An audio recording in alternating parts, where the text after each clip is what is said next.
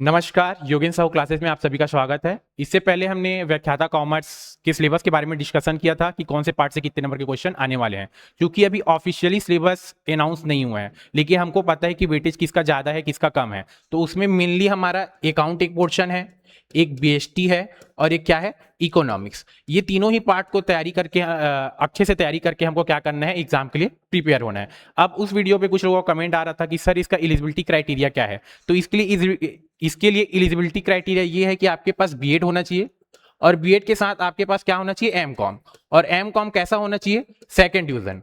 अगर आप second division से अगर कम है आपका नंबर तो इसके लिए आप एलिजिबल नहीं है। तो आप ध्यान रखिए, आपके पास अगर बीएड है और एमकॉम है, और एमकॉम कैसा होना चाहिए, सेकंड डिवीजन में, तो आप क्या है, व्याख्याता कॉमर्स के लिए एलिजिबल है। अब हम आगे क्लास की ओर आते हैं। आज हम स्टडी करेंगे लेखांकन का अर्थ, परिभाषा एवं विशेषता के बारे में। तो सबसे पहले देखते हैं लेखांकन का अर्थ, कि लेखांकन का अर्थ क्या होता है, उसके बारे में जानेंगे। उसके बाद हम ये जानेंगे कि बहुत से विद्वान हैं वो परिभाषाएं दिए हैं, तो परिभाषा को क्या करेंगे, एनालाइज करेंगे कि किसने क्या परिभाषा दी है और वो परिभाषा का मतलब क्या निकलता है। और उसके बाद हम जानेंगे कि लेखांकन का विशेषता क्या है। विशेषता मतलब कैरेक्टरिस्टिक्स, कि जो लेखांकन है अकाउंट, उसके कैरेक्टरिस्टिक्स क्या है, उसके अंदर क्या क्या चीजें आती हैं। तो सबसे पहले देखते हैं लेखांकन का अर्थ। तो सबसे पहले यहाँ दिया है व्यापारिक परिणाम। यहाँ व्यापारिक परिणाम का मतलब क्या हो रहा है, लाभ या तो हानि। हमारा जो भी हम बिजनेस करते हैं या तो लाभ होगा या तो हानि होगा, दोनों के अलावा कुछ और होने का चांसेस नहीं है। तो जो भी व्यापारिक परिणाम है जैसे कि लाभ या हानि, तो उसको हम जानने के लिए क्या करते हैं, लेखों का संग्रहण, लेखों का क्या करते हैं, संग्रहण करते हैं। और उसको क्या करते हैं, वर्गीकृत। वर्गीकृत मतलब क्लासिफाई। तो सबसे पहले क्या करेंगे, संग्रहण करेंगे, फिर क्या करेंगे, क्लासिफाई करेंगे, और उसके बाद क्या करते हैं, सारांश बनाते हैं। सारांश मतलब उसको शॉर्टकट निचोड़ के जो अपन लास्ट में बनाते हैं ना, बहुत सारे तथ्यों को लोग के ओवरऑल हम जो सारांश निकालते हैं कि कंक्लूजन क्या निकला, उसको क्या बोलते हैं, सारांश। तो क्या होता है, जो भी हम बिजनेस करते हैं तो उसके व्यापारिक परिणाम या तो लाभ होगा या तो हानि, उसको जानने के लिए हम क्या करते हैं, लेखे। जो लेखे जैसे क्रय किया, विक्रय किया, कितना सामान खरीदा, कितना सामान बेचा, ये सब चीज का क्या करते हैं, संग्रहण करते हैं। फिर तो क्या करते हैं, वर्गीकृत करते हैं कि कितना उधार था, कितना नगद था। ये सब क्या करते हैं, हम लोग वर्गीकृत करते हैं, मतलब कि क्लासिफाई, कि कौन नगद था कौन उधार था। और उसके बाद क्या करते हैं, सारांश तैयार करते हैं कि ओवरऑल हमारा कंक्लूजन क्या निकला, कि कितने का सेल्स हुआ और कितने का परचेज हुआ, और कितने में बेचे, कितने में खरीदे, कितना फायदा हुआ, कितना घाटा हुआ। तो ऐसा करके जो हम कार्य करते हैं इसी को हम क्या बोलते हैं, लेखांकन, अकाउंट। तो आपके माइंड में ये बात क्लियर बैठ जाना चाहिए कि लेखांकन का जो स्थिति है बहुत ही फैला हुआ है। इसका अर्थ विस्तृत, आपको ये नहीं जानना कि ओनली क्रय विक्रय करते हैं हम। जनरली मतलब क्या लेते हैं लेखांकन का, कि कोई भी व्यापार हुआ, व्यवहार हुआ, उसको कॉपी में लिखना, इतना ही नहीं है। सबसे पहले हम क्या करते हैं, व्यापारिक परिणाम को जानने के लिए लेखों का संग्रहण, सबसे पहले संग्रहण करेंगे कि कौन कौन सी चीजें, कितना क्रय हुआ, कितना विक्रय हुआ। उसके बाद क्या करेंगे, क्लासीफाई करेंगे, अलग अलग पार्ट में बांटेंगे, कौन सा नगद था कौन सा उधार था। उसके बाद क्या करेंगे, हम कंक्लूजन निकालेंगे कि ओवरऑल हमारा कंडीशन क्या निकल रहा है। बाय द वे, अगर हम 2 लाख का सामान बेचे और हम खरीदे कितना का, 1.5 लाख का, तो हमारे पास अभी स्टॉक कितना बच गया, 50,000 का। अब देखो, ये जो 1.5 लाख है, ये जो हम बेचे हैं, इसमें से अगर हम जो बेचे हैं, अगर हमारा इसका लागत 1,20,000 रहा होगा, तो हमारा इसमें शुद्ध प्रॉफिट कितना हो रहा है, 30,000। तो मैं सारांश पे आ गया कि मैंने कितने का बेचा, कितने का खरीदा, और जो खरीदा था उसका लागत कितना था, और उसको बेचे में कितना हूं, और मेरे को फायदा कितना हुआ। तो यही क्या होता है, सारांश निकालना, कि कंक्लूजन निकालना कि फायदा हुआ या तो घाटा। तो इसी को हम क्या बोलते हैं, लेखांकन। अब हम आगे ये जानेंगे कि लेखांकन को बहुत से जो लेखा शास्त्री वो क्या किए हैं, परिभाषित किए हैं। तो वो हम लेखा शास्त्री के बारे में जानेंगे कि किसने क्या बोला है। तो सबसे पहले हम देखते हैं कि स्मिथ एवं एसबर्न के अनुसार, जो स्मिथ एवं एसबर्न है, उन्होंने क्या किया है, लेखांकन को परिभाषित किया, लेखांकन के बारे में बातें कही हैं। तो उसको हमको जानना है। ये एग्जाम में क्वेश्चन आता है कि स्मिथ एवं एसबर्न ने क्या कहा। एक क्वेश्चन आपको दे देगा कि स्मिथ एवं एसबर्न के अनुसार, और बहुत सारे और लेखा शास्त्रियों के नाम दे देगा, और ये जो है आपको लिख के दे देगा। तो आपको बताना होगा कि ये स्मिथ एवं एसबर्न ने बोला, कि किसने बोला, या बॉटली बॉय ने बोला, और बहुत से लेखा शास्त्री उसमें से किसने बोला। तो आप पढ़े होगे तो आपको पता होगा कि स्मिथ एवं एसबर्न ने क्या बोला है, बॉटली बॉय ने क्या बोला है, और बहुत से लेखा शास्त्री उन्होंने क्या बोला है। अगर आप नहीं पढ़ोगे तो आपको नहीं पता चलेगा। तो सबसे पहले देखते हैं कि स्मिथ एवं एसबर्न ने लेखांकन के बारे में क्या बोला है। लेखांकन मुख्यतः वित्तीय प्रकृति के व्यापारिक व्यवहार, स्मिथ एवं एसबर्न क्या बोल रहे हैं कि जो लेखांकन होता है मुख्यतः वित्तीय प्रकृति मतलब जिसका पैसे से लेना देना होता है, जैसे कि आप खरीद रहे हैं बेच रहे हैं, पैसे में खरीदोगे या तो बेचोगे। ऐसा नहीं कि आप कहीं खेलने गए, गार्डन घूमने जा रहे हो, पैसे का लेने देना है क्या इसमें? नहीं। तो ऐसा व्यवहार जो कि क्या हो, वित्त से संबंधित हो, जिसमें पैसे का लेन देन हो, जैसे आप खरीदे या बेचे, इस टाइप का जो होता है व्यवहार, उसको क्या करता है, ये शामिल करता है लेखांकन में। कौन? स्मिथ एवं एसबर्न। तो पहला पॉइंट आपको याद रखना है कि ये जो लेखांकन होता है इसमें क्या होता है, वित्तीय व्यवहार होता है। अब उसको क्या बोल रहे हैं आगे, व्यापारिक व्यवहारों और घटनाओं का अभिलेखन। अभिलेखन मतलब रिकॉर्ड करना, एक कॉपी में रिकॉर्ड करना, इसी को क्या बोलते हैं, अभिलेखन। तो हम क्या करेंगे कि जो भी आपका वित्त से संबंधित मतलब पैसे से रिलेटेड जो भी व्यवहार हुआ, आप खरीदे बेचे, उधार लिए या पैसा जमा किए, पैसे से रिलेटेड जो भी चीज हो रहा है उसको हम सबसे पहले क्या करते हैं, रिकॉर्ड करते हैं। रिकॉर्ड मतलब अभिलेखन। अभिलेखन करने के बाद क्या करते हैं, वर्गीकरण। वर्गीकरण मतलब क्लासिफाई। क्लासिफाई करते हैं। यही करने का ये क्या है, विज्ञान। तो हमको इसमें मेन पॉइंट याद रखना है कि स्मिथ एवं एसबर्न क्या बोल रहे हैं कि इसमें सबसे पहले वित्तीय प्रकृति के व्यवहार को शामिल किया जाता है और उसको क्या किया जाता है, अभिलिखित। अभिलिखित मतलब रिकॉर्ड किया जाता है। और क्या किया जाता है, उसका वर्गीकरण मतलब क्लासिफाई किया जाता है। और यह क्या है, विज्ञान है। इसके अकॉर्डिंग स्मिथ एवं एसबर्न के अनुसार लेखांकन एक क्या है, विज्ञान है। तो हमेशा याद रखना कि अगर क्वेश्चन में है कि स्मिथ एवं एसबर्न के अनुसार लेखांकन क्या है, कला है, विज्ञान है, तो ये क्या है, इसके अनुसार विज्ञान है। याद रखना कला नहीं है, स्मिथ एवं एसबर्न के अनुसार जो लेखांकन है वो क्या है, विज्ञान है। आगे हम देखते हैं, ये और आगे बोलते हैं कि इन व्यवहारों और घटनाओं का अभिप्राय पूर्ण वित्तीय प्रकृति का सारांश निकालना। सारांश निकालना मतलब कंक्लूजन निकालना। ओवरऑल कि वर्गीकृत कर लिए, रिकॉर्ड रख लिए, अब ओवरऑल अब क्या करेंगे, सारांश निकालेंगे। कितना प्रॉफिट हुआ, कितना लॉस हुआ, कितने डेबिटर हैं, कितने क्रेडिटर है, हमारा जो चिट्ठा है वो क्या बता रहा है। और इसके आगे क्या बोलते हैं, विश्लेषण करना तथा परिणामों को उन व्यक्तियों को जिन्हें निश्चित करना है, उन व्यक्तियों को जिन्हें निश्चित करना है। इसका मतलब ये हो रहा है कि जो मालिक है, जो बिजनेस हो रहा है, जो डिसाइड करेंगे कि बिजनेस प्रॉफिट हुआ कि लॉस हुआ और आगे क्या करना है, उनको क्या करना, संप्रेषित करना।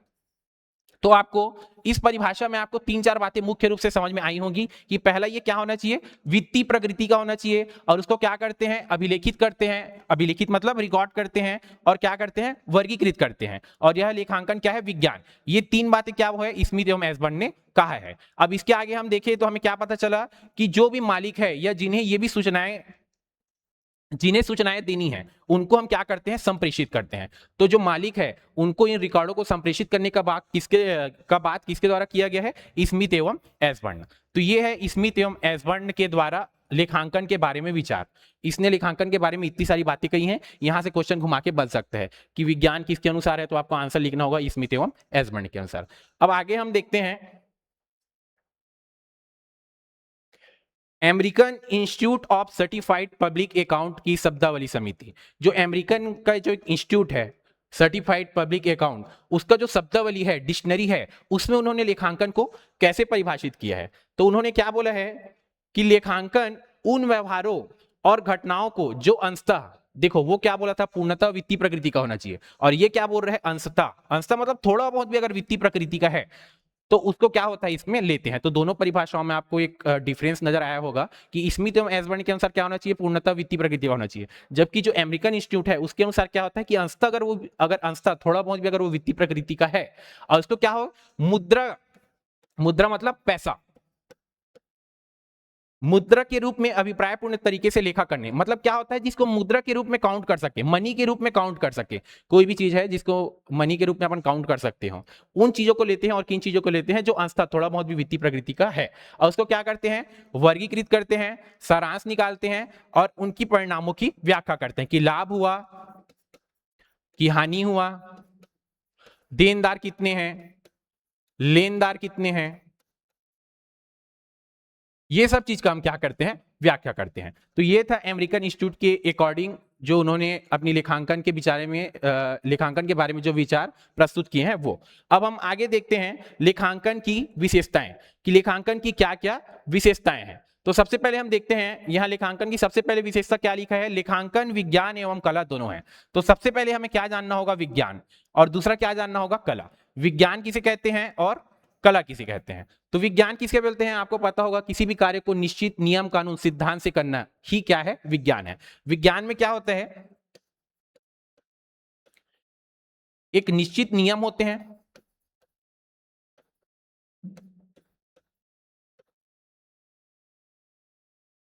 सिद्धांत होते हैं,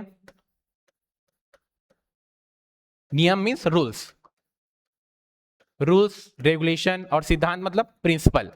ये सारी चीजें जो होती है और एक निश्चित क्रमबद्ध तरीके से किसी चीज को करना ही क्या होता है, विज्ञान होता है। तो हम लेखांकन में देखते हैं कि लेखांकन में कोई भी चीज जो रिकॉर्ड होता है उन्हें हम क्या करते हैं, कि निश्चित तरीके से करते हैं। सबसे पहले उसका जर्नल एंट्री करते हैं, सबसे पहले जर्नल एंट्री कर लिए, उसके बाद लेजर बना लिए, उसके बाद ट्रायल बैलेंस बना लिए, उसके बाद ट्रेडिंग अकाउंट बना लिए, उसके बाद प्रॉफिट एंड लॉस अकाउंट बना लिए, उसके बाद बैलेंस शीट बना लिए। तो ऐसा क्या चलता है, अकाउंट का एक प्रोसेस चलता है कि पहले ये करेंगे, फिर ये करेंगे, फिर ये करेंगे, इसके बाद ये होगा।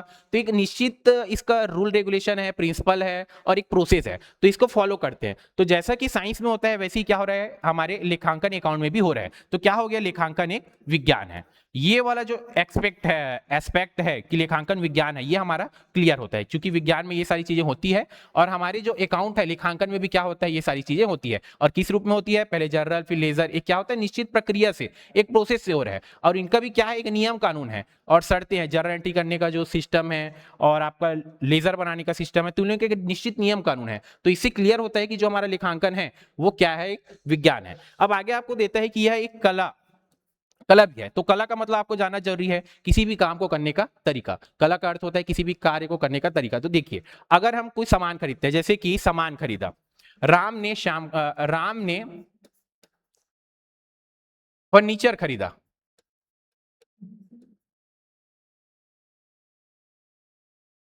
Ram purchase furniture.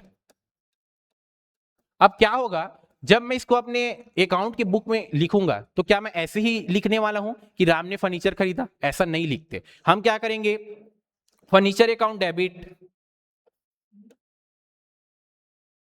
Furniture account debit to cash account, और यहां क्या लिख देंगे अपन, नरेशन लिख देंगे, परचेज फर्नीचर।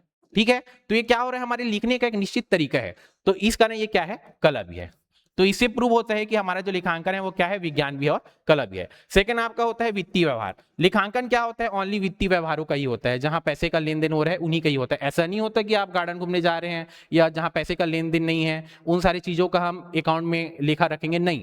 जो भी पैसे से रिलेटेड है, जो हमारे बिजनेस में और पैसे से रिलेटेड है, उन्हीं का ही क्या किया जाता है, लेखा किया जाता है। आगे आता है निश्चित बहियों का उपयोग। हमारे लेखांकन में क्या होता है, एक निश्चित बहियां होती है, जैसे कि अभी हम यहाँ बात किए, journal entry, ledger, trial balance, trading account, profit and loss, balance sheet, और बहुत प्रकार की बहियां होती हैं। इन बहियों का ही क्या होता है, यूज किया जाता है। तो क्या होता है, लेखांकन में निश्चित बहियां होती हैं। आगे होता है फोर्थ, नियमित लेखा।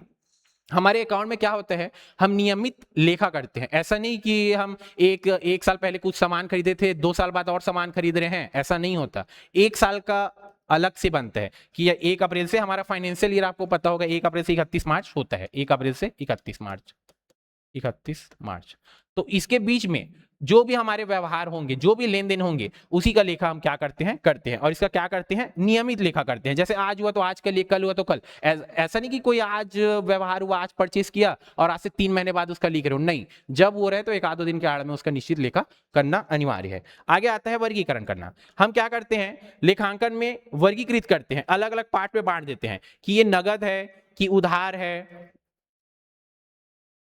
ऐसा करके इसको क्या करते हैं, क्लासिफाई कर देते हैं। अगर कोई व्यवहार नगद है तो उसको क्या करेंगे अपन, कैश बुक में लिख देंगे। अगर नगद है तो क्या लिखते हैं, कैश बुक में। अगर उधार वाला है तो उसको क्या करते हैं, परचेज बुक। अगर परचेज हुआ है तो परचेज बुक। अगर सेल्स हुआ है तो क्या, कहां लिखते हैं, सेल्स बुक। तो ऐसे कर क्या होता है, हम जो भी लेन देन हुए हैं उसको अलग अलग पार्ट में बांट देते हैं, और अलग अलग पार्ट में बांटने के बाद वो कौन से अकाउंटिंग पोर्शन में जाएगा उसको हम क्या करते हैं, डिसाइड कर लेते हैं। उसके बाद आगे आपका दिया है व्याख्या, निर्वचन व संप्रेषण करना। लास्ट में हम क्या करते हैं, व्याख्या करते हैं कि भाई हमारी स्थिति ऐसी ऐसी है, हमारी संपत्ति इतनी है, हमारे दायित्व इतने हैं। ऐसा करके हम क्या करते हैं, इसका संप्रेषण करते हैं। और इस तरह से आपका लेखांकन का जो कार्य है वो क्या होता है, समाप्त होता है। इसके बाद हम आगे टॉपिक देखते हैं आगे आपका टॉपिक आता है बही खाता तथा लेखांकन। बही खाता एक वर्ड है जो नॉर्मली बही खाता और लेखांकन को हम एक ही समझते हैं, लेकिन ये दोनों में क्या है, बहुत डिफरेंस है। पहले क्या होता था, प्रारंभ में बही खाता और लेखांकन में कोई अंतर नहीं था।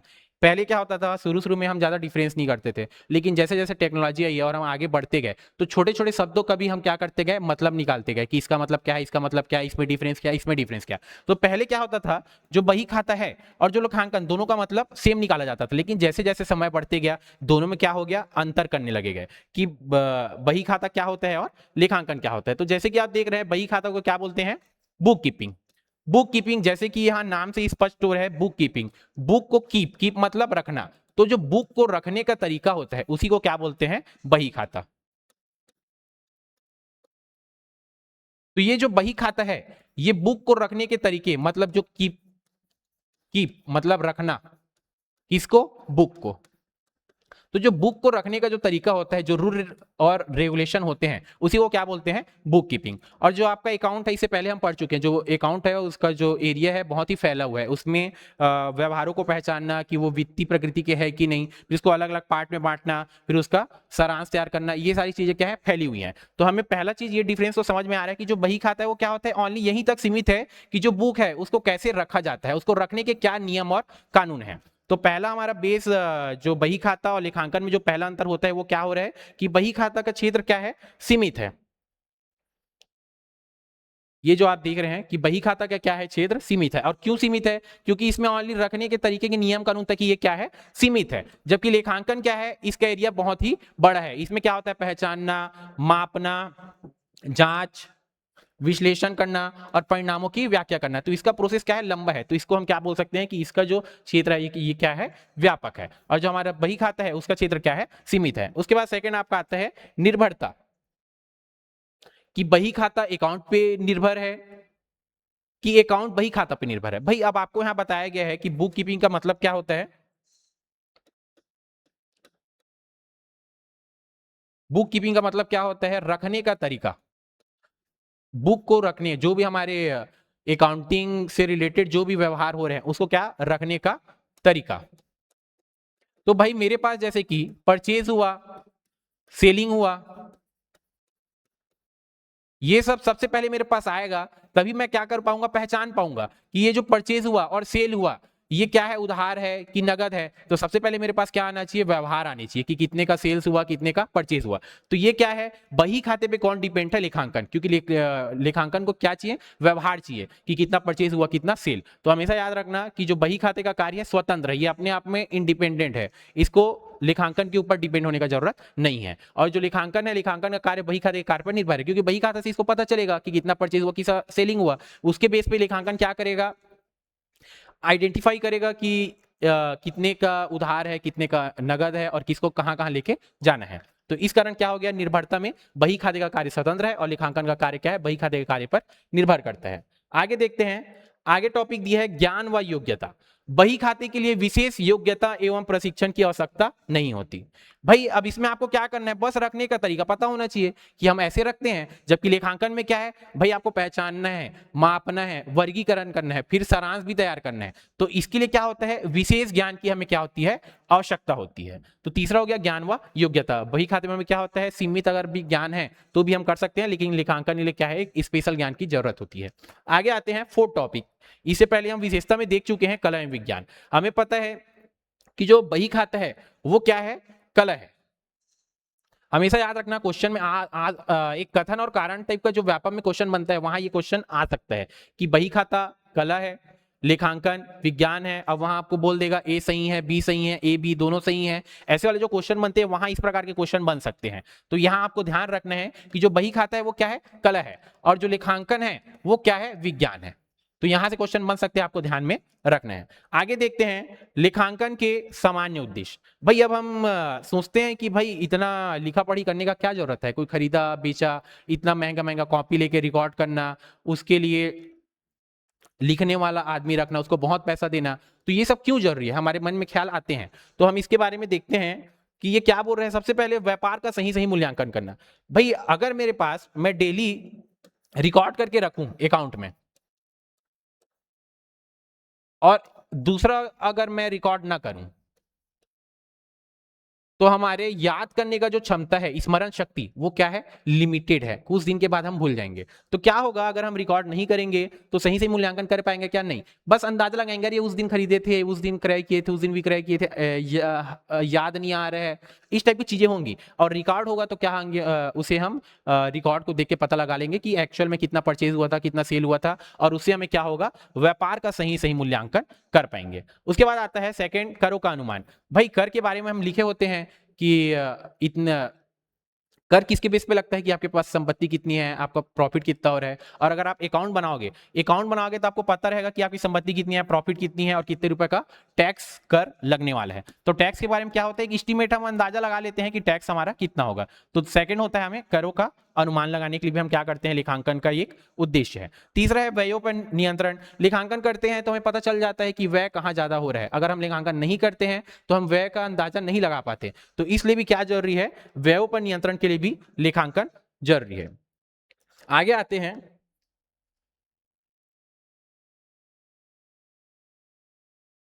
आगे है फोर्थ टॉपिक, लेनदारों तथा देनदारों की स्थिति से अवगत कराना। अगर हम अकाउंट रखते हैं तो हमें क्या होते हैं, लेनदार। ये दो कंफ्यूजिंग वर्ड भी है, बहुत कंफ्यूजन भी रहता है। एक है लेनदार और एक देनदार। देनदार को बोलते हैं डेप्टर और एक होता है लेनदार, इसको क्या बोलते हैं, क्रेडिटर। तो ये दोनों के मीनिंग में हमेशा कंफ्यूजन रहता है, तो आपको मैं क्लियर कर दूं। देनदार मतलब जो हमको पैसा देगा, लेनदार मतलब जो हमसे पैसा लेगा। तो ऐसा कोई भी हमारे बिजनेस से जो पैसा लेने वाले हैं वो सब क्या आते हैं, लेनदार, मतलब जिसका हम उधार लग रहे हैं। और देनदार जो हमको पैसा देगा, जो हमारा उधार लग रहे हैं, वो सब कहाँ जाएंगे, देनदार। तो लेनदार और देनदार की स्थिति से भी अवगत करने के लिए हम क्या करते हैं, अकाउंटिंग करते हैं। तीसरा है, उसके बाद पांचवा है छल कपट पर नियंत्रण। भाई अकाउंट बनाए रहेंगे तो हमें पता होगा कि कितना क्रय है और कितना विक्रय है, और कब खरीदा, कब विक्रय किया, कितने रुपए में खरीदा, कितना उधार खरीदा, कितना नगद खरीदा। तो छल कपट होने का चांसेस कम रहेगा। कल के डेट में हमने किसी को उधार दिया और आके बोल दे कि नहीं भाई मैं तो नहीं लिया था, तो ऐसे में छल कपट होने का चांस रहेगा। तो अगर हमारे अकाउंटिंग करेंगे, रिकॉर्ड रहेगा, तो ये क्या होगा, छल कपट नहीं होगा। उसके बाद छठवा है क्रय विक्रय तथा शेष माल की जानकारी। अगर हम अकाउंटिंग करते हैं तो क्रय कितना हुआ है, विक्रय कितना हुआ है और शेष माल कितना बचा है, इसकी हमें जानकारी हो जाती है। तो ये थे लेखांकन के उद्देश्य। आज का क्लास यही समाप्त करते हैं। 10 अप्रैल तक जो है हमारे कोर्स का प्राइस 2100 है, और उसके बाद ये प्राइस बढ़ के क्या हो जाएगा, 70% जो आपको डिस्काउंट मिल रहा है वो आपको नहीं मिलेगा। तो हमारे कोर्स को परचेज करने के लिए आप इस नंबर 87770123 687 कोर्स अगर आपको परचेज करना होगा तो इस नंबर पर आप कॉल कर सकते हैं और ज़्यादा जानकारी ले सकते हैं। Thank you.